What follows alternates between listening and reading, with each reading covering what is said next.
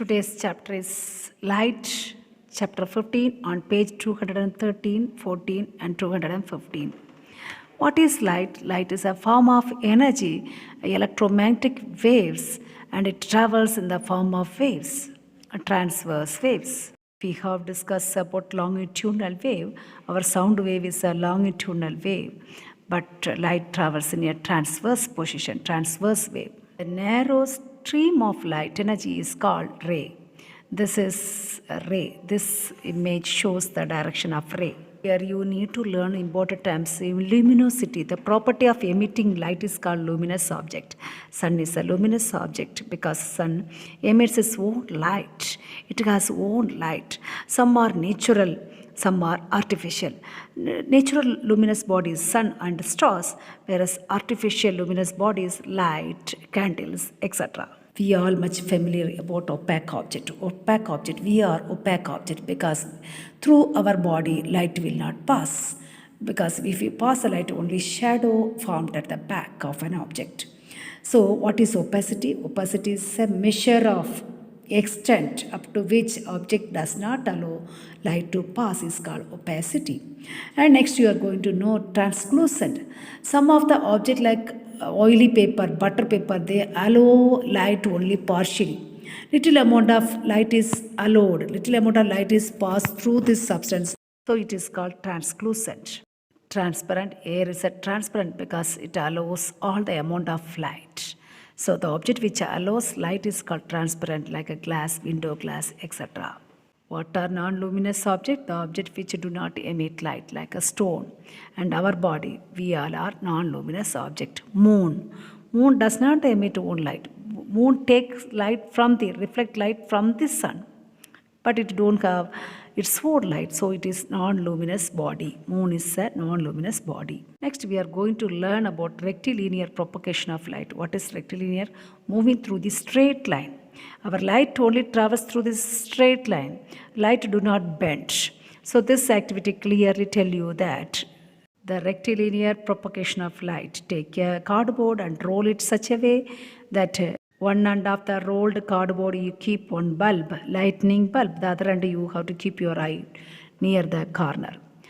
When you see the cardboard through the holes, you can see the light. Now what you are going to do, you are going to bend this cardboard, rolled cardboard you are going to bend.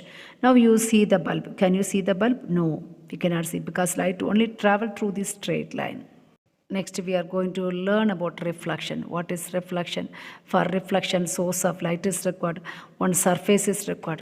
When you pass the light with the help of torchlight over the surface, you can see the light reflect back, bounce back from the surface. That passing light is called incident, reflecting light is called a reflected ray.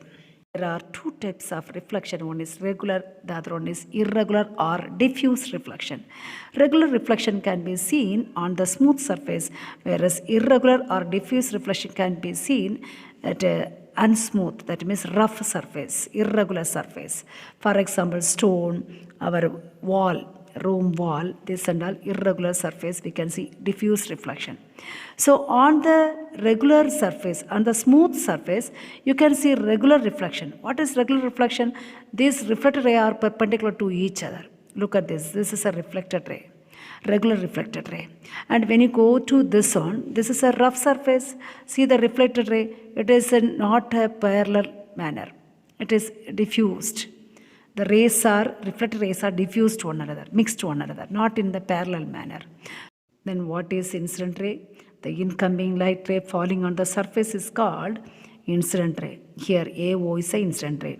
Then what is reflected ray? The rays of light, that incident light after falling on the surface reflect back, bounce back from the surface.